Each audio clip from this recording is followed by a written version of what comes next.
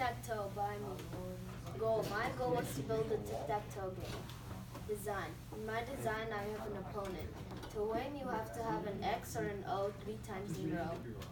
Build. In my build, I have a wall too. This is my program.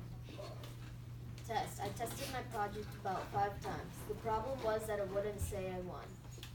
Rethink. If I had more time, I would add a real opponent. Demo.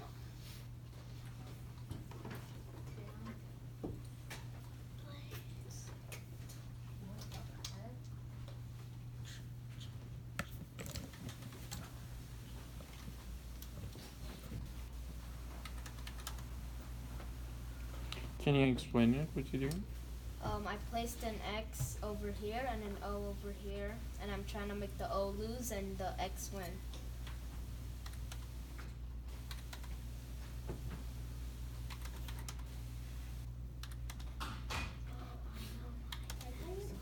And it says X has won. Thank you. Any questions? Any questions? So what was the hardest problem that you got? The hardest problem was that it wouldn't say I won, so I had to add a print. Okay. Any more questions?